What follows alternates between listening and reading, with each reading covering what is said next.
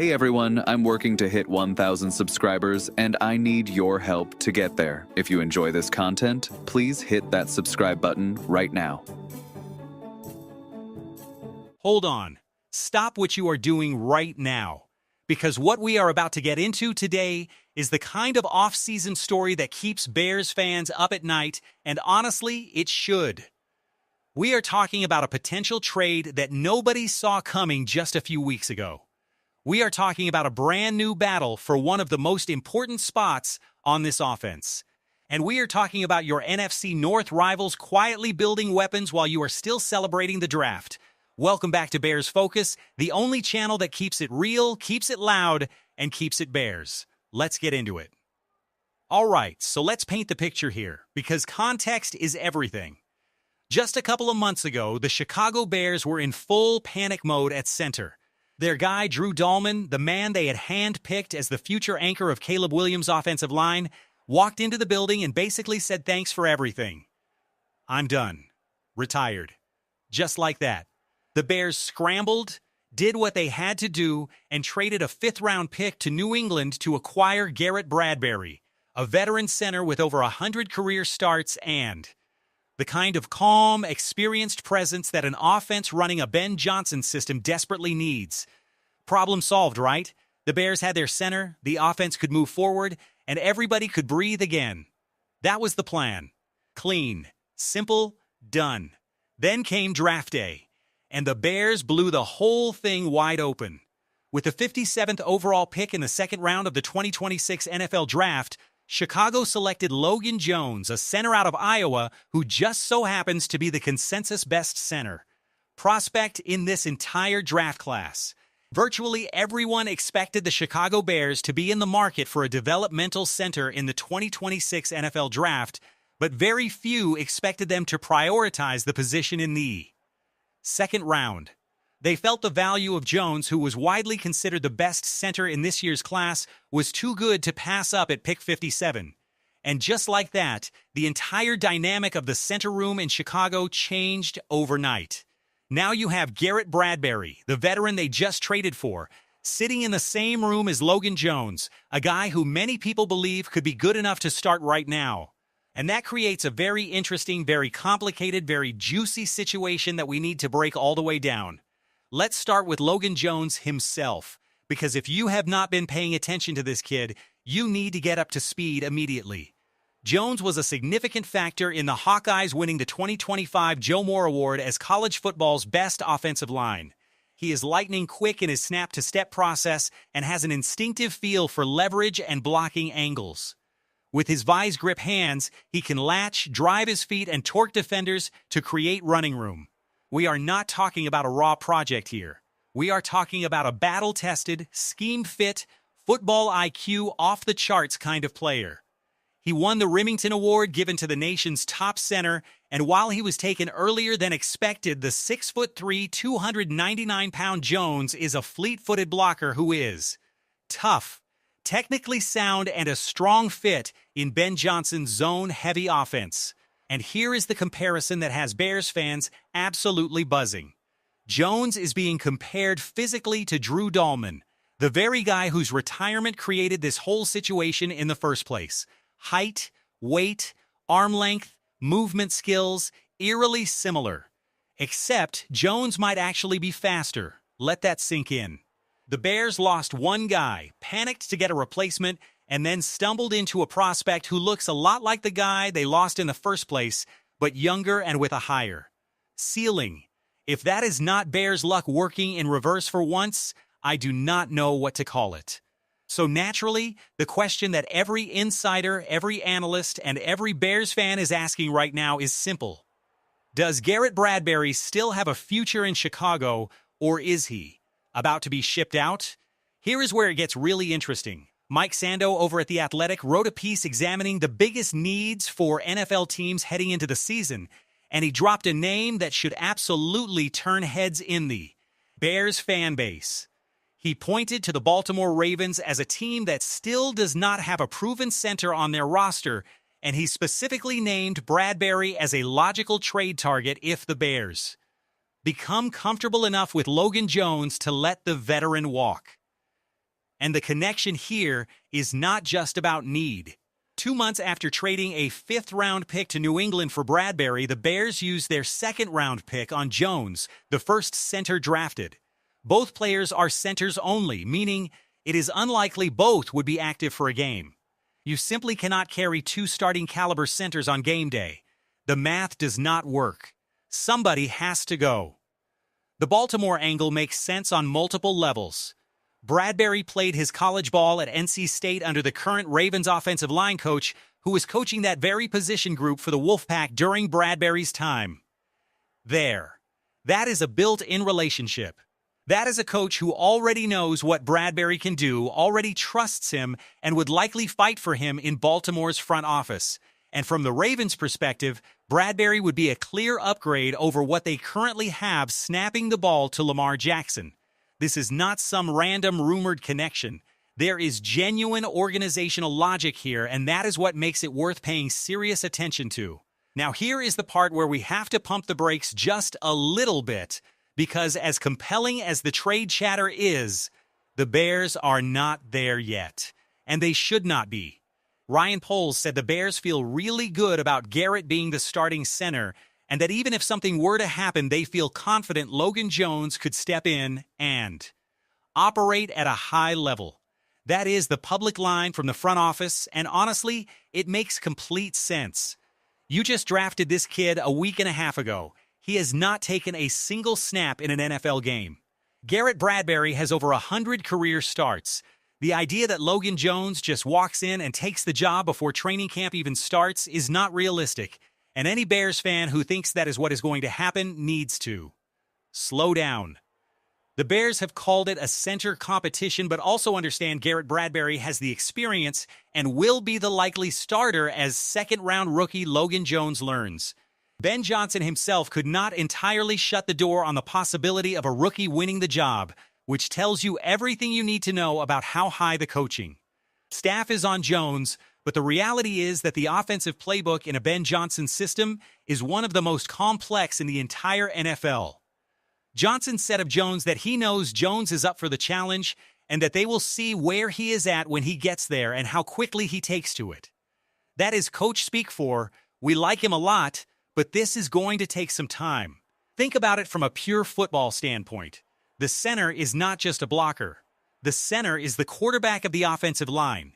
He identifies defensive fronts, makes pre-snap calls, communicates protection schemes to the entire offensive line, and has to be on the same page as Caleb Williams before the ball is even snapped. That is an enormous amount of information to absorb as a rookie, even a gifted one, even an award-winning, record-breaking one. Jones will be tasked with being the quarterback of the offensive line, communicating with Caleb Williams, and identifying fronts to set the run game up for success. This is not a situation where raw athleticism carries you to a starting spot. You have to know the system cold. And yet, and here is the part that makes this story so layered, Logan Jones is simply too good of a player to keep on the bench for an entire rookie season. He will have his chances during training camp to at least make it a difficult decision between himself and the established veteran. So we could genuinely be looking at a training camp battle for the ages right there at Hallis Hall between a 7-year NFL veteran and a rookie who just won every individual award college football has to offer at his position. Now let's talk about what a trade might actually look like. Because if this plays out and Logan Jones wins that competition, the Bears are not going to want to just give Bradbury away for a 6th-round pick. You traded a 5th for him. Getting a 6th back is not a win. But what about a player swap? What if instead of trading Bradbury for a pick, the Bears go after a player who can actually help them right now? The Ravens have an edge rusher on their roster by the name of Tavius Robinson, a big, athletic guy, over 6'6", who fits the measurables that defensive coordinator Dennis Allen loves in his system. He had 4.5 sacks last year. He is in a contract year. Could Bradbury for Robinson be a deal that makes sense for both sides? It is not a blockbuster. It is not a needle mover by itself. But it is the kind of creative, low-risk roster-building move that a sharp front office makes, and Ryan Poles has shown he is not afraid to think outside the box. But here is the bottom line, and this is what every Bears fan needs to hold on to heading into the summer. Right now, today, you do not trade Garrett Bradbury. You hold him. You let him compete. You watch Logan Jones absorb the playbook in OTAs, watch him come into training camp and show you what he has got against live competition, and then and only then do you make any kind of decision. The Bears have until around the time training camp begins to decide which direction they wish to go. Keeping Bradbury ensures they have multiple options at a key offensive position. Trading him returns some draft currency for next year that they can hopefully use to keep improving the roster. Either outcome is a win for Chicago. Either outcome puts Caleb Williams in a better situation. And at the end of the day, that is what this entire offseason is about. Caleb Williams is the sun that this entire solar system revolves around. Every roster move, every trade consideration, every draft pick, it all comes back to putting the best possible players around that young man and letting him thrive. The Bears are building something real here, something sustainable, and protecting the interior of that offensive line is non-negotiable. Bradbury has started every single game of his career when healthy, with 105 career starts, while Jones enters the NFL with a massive amount of responsibility on his shoulders. You want both of these guys competing hard, pushing each other, and making the Bears better in the process. Competition breeds excellence. Always has, always will. All right, let's shift gears now and talk about your NFC North rivals, because while the Bears are handling their business in the trenches, the rest of the division has been busy. And there are a couple of developments that deserve your attention. First up, Green Bay. The Packers have found their backup quarterback, and Bears fans, I hate to be the one to tell you this, but it is actually a pretty solid move for our friends up in Wisconsin. Tyrod Taylor signed with the Green Bay Packers, marking his 8th NFL team and his 16th NFL season, where he will back up established franchise quarterback Jordan Love. Now, Tyrod Taylor is not going to blow anybody away with his arm talent in 2026. He is not Malik Willis, the guy who left Green Bay for Miami this offseason and absolutely tortured the Bears in his time up there. Bears fans, you know the pain. But Taylor is reliable, experienced, and he has done this before. He is the only quarterback in NFL history with 10,000-plus passing yards, 2,000-plus rushing yards, 70-plus passing touchdowns, 20-plus rushing touchdowns, and fewer than 35 interceptions. That is a weird, very specific combination of stats, but it tells you this guy has been around, he has been productive, and he can manage a game in a pinch. Why does this matter to Bears fans? Because Jordan Love has missed some time in each of the last 2 seasons, and with Green Bay living in a tough division, the reserve signal caller spot is rather important. Packers GM Brian Gutekunst literally said after the draft that finding a capable backup was a top priority because of Love's injury history. And now they have one in Taylor who is mobile enough to execute LaFleur's system and experienced enough not to panic under pressure. This is a smart move by a smart organization, and as much as it pains this channel to admit it, the Packers handled their backup quarterback situation properly this offseason. Now on to the Vikings, and this one I genuinely hope does not happen, because it would make Minnesota scarier than they already are. Wide receiver Juwan Jennings made a 2-day visit to the Vikings facility in Minnesota last week. He has not signed yet, but the fact that he was up there for 2 full days tells you there is real interest on both sides. And here is why that should concern every single person watching this video right now. The Vikings already have Justin Jefferson, who is arguably the best wide receiver in professional football. They have Jordan Addison at number 2, who is one of the better secondary receivers in the NFC. And now they are potentially adding Jennings, who brings something completely different to the table. He is physical. He is reliable on 3rd down. He blocks, and he does it at an elite level for a wide receiver. He would give the Vikings a 3-receiver grouping that covers every single trait you want at the position: elite route running at 1, youth and explosiveness at 2, and physical toughness and reliability at 3. If you are running the ball with a mobile quarterback, and by all reports that is exactly what the Vikings plan to do in 2026, and you have a blocker as committed and capable. As Jennings on the outside, defenses have nightmares trying to account for all of that. The NFC North is already one of the most competitive divisions in football. The Bears do not need Minnesota getting better. And yet here we are, watching the Vikings dangle the possibility in front of us like they enjoy making Chicago fans suffer. Nothing is signed yet as of today, but this is a situation worth monitoring very closely as we head toward the summer. So let's zoom out for a second and look at this NFC North landscape from the Bears' perspective, because when you put all of this together, it is genuinely exciting. Yes, the Packers made a smart move at backup quarterback. Yes, the Vikings are circling a receiver who would raise their offensive floor significantly. Yes, Detroit is still there, still dangerous, still a legitimate Super Bowl contender in their own right.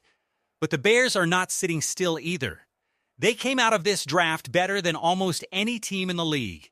They addressed their offensive line in a major way. They added defensive pieces that will make Dennis Allen's defense more dangerous.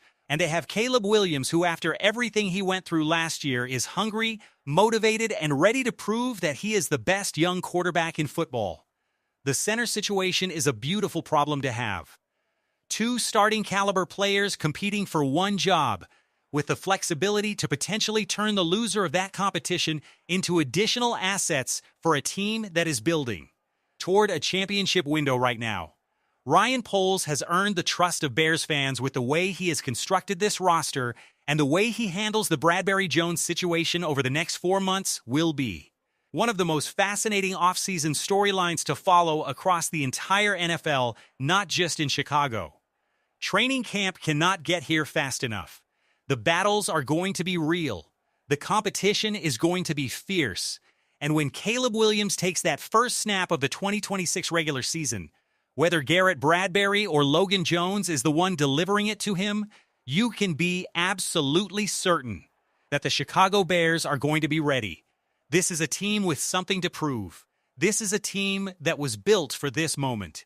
And this is a team that is not just hoping to compete in the NFC North, they are coming to take that division back. Bear down. All right, Bears Focus family, that is going to do it for today's video. But before you go anywhere, I need you to do 3 things. First, hit that like button right now. It takes 2 seconds and it helps this channel grow more than you know. Second, drop your prediction in the comments below. Do you think Logan Jones wins the starting job before week 1? Do you think Bradbury gets traded? Or do you think they run it back with a veteran at center all year long? I want to hear every single take, no matter how spicy. And third, if you are not subscribed to Bears Focus yet, what are you waiting for? Click that subscribe button and turn on the notifications so you never miss a single video. We cover this team every single day, we keep it real, and we keep it Bears. We will see you in the next one. Bear down, Chicago. Hey everyone, I'm working to hit 1,000 subscribers, and I need your help to get there. If you enjoy this content, please hit that subscribe button right now.